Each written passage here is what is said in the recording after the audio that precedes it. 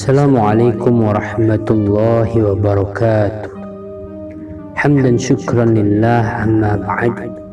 Saudaraku yang dirahmati oleh Allah subhanahu wa ta'ala, kali ini saya akan menceritakan tentang seorang pendeta yang bernama Juraij dengan ibunya. Bagaimana kisahnya? Bismillahirrahmanirrahim. Imam Muslim rahimahullah dalam kitab Al-Adab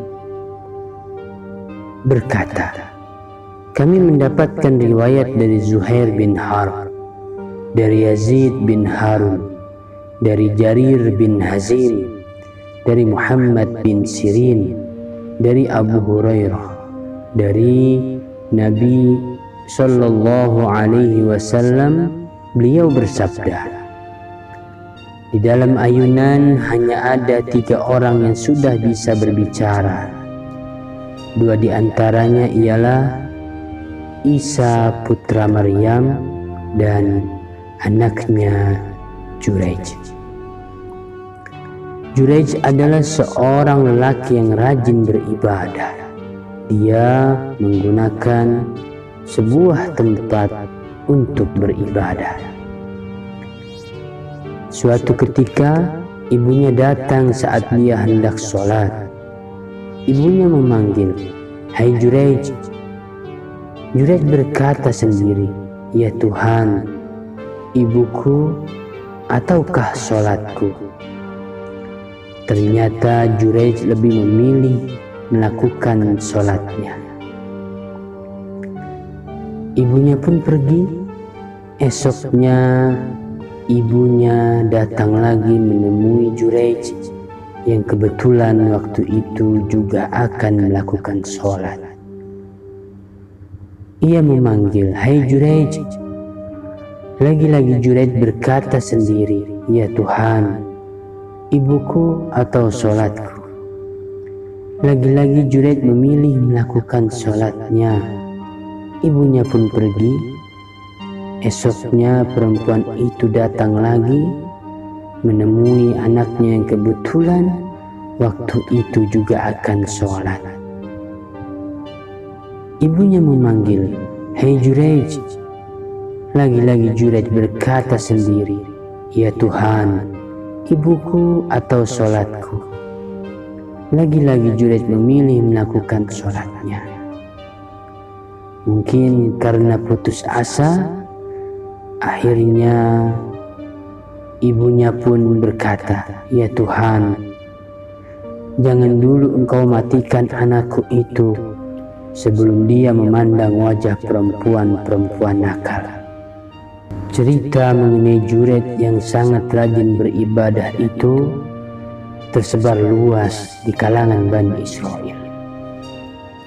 Seorang wanita nakal yang berparas cukup cantik berkata kepada mereka, "Kalau kalian mau, aku bisa fitnah Juraij demi kepentingan kalian."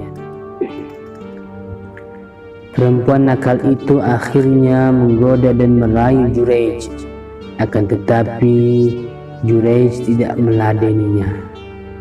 Kemudian datang seorang pengembala berteduh di tempat ibadah Juraij. Setelah berkenalan, mereka melakukan zina sehingga perempuan nakal itu hamil. Begitu melahirkan, perempuan itu berkata, "Anak ini dari Juraij." Lalu orang-orang mendatangi Juraij dan memintanya supaya keluar. Karena tidak mau, mereka nekat merobohkan tempat ibadahnya, bahkan memukulinya. Diperlakukan seperti itu, Juraij bertanya, "Ada apa dengan kalian?" Mereka menjawab, "Kamu telah berbuat zina dengan perempuan nakal ini sehingga ia melahirkan anakmu." Kemudian Juraij bertanya, "Di mana anak itu?" Mereka mendatangkan anak tersebut kepada Juraij. Lalu Jureij berkata, tinggalkan aku sebentar untuk melakukan sholat. Selesai melakukan sholat, Jureij mendatangi anak itu sambil menusuk perutnya dengan jari tangannya. Jureij bertanya, hai anak kecil, siapakah ayahmu?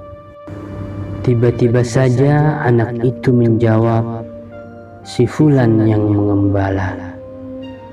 Mendengar jawaban jujur anak tersebut, lalu mereka menciumi Jureij, bahkan mengusap-usap tubuhnya seraya berkata, maafkan kami akan membangunkan kembali tempat ibadahmu dari emas.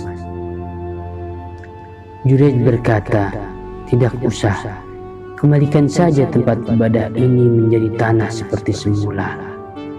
Mereka pun melaksanakan permintaan Jureij tersebut.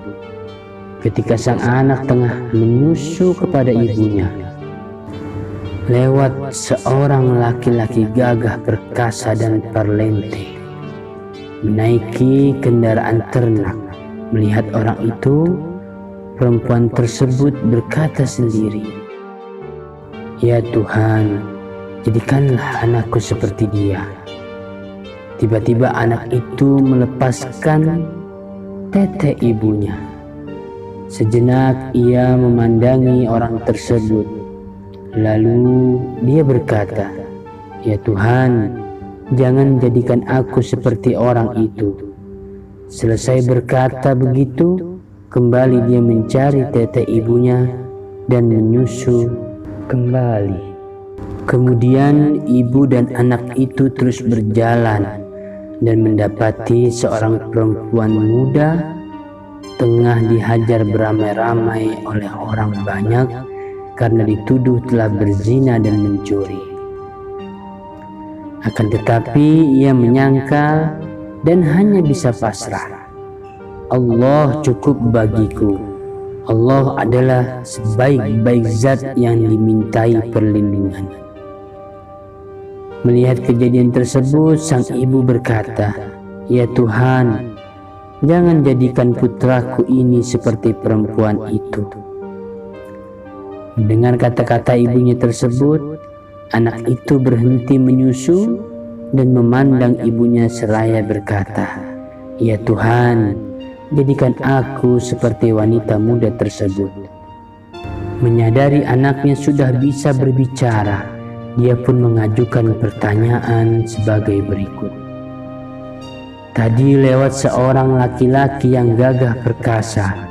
Aku berdoa kepada Tuhan supaya kamu dijadikan sepertinya. Akan tetapi kamu malah menolaknya. Selanjutnya, kita melihat ada seorang perempuan yang sedang dihajar oleh orang banyak karena dituduh berzina dan mencuri. Kemudian aku berdoa kepada Tuhan, mudah-mudahan kamu tidak sepertinya. Kamu malah menolaknya. Apa maksud semua itu? Si anak menjawab, sesungguhnya lelaki yang gagah perkasa dan berpenampilan parlente itu adalah diktator. Makanya aku memohon kepada Tuhan supaya jangan dijadikan orang sepertinya. Sedangkan wanita yang dihajar karena dituduh mencuri dan berbuat zina itu sebenarnya tidak berbuat zina dan juga tidak mencuri. Makanya aku memohon kepada Allah agar aku dijadikan orang sepertinya. Saudaraku yang dirahmati oleh Allah Subhanahu wa Ta'ala, itulah kisah seorang pendeta yang bernama Jureij dan ibunya. Terima kasih, cukup sampai di sini. Assalamualaikum warahmatullahi wabarakatuh.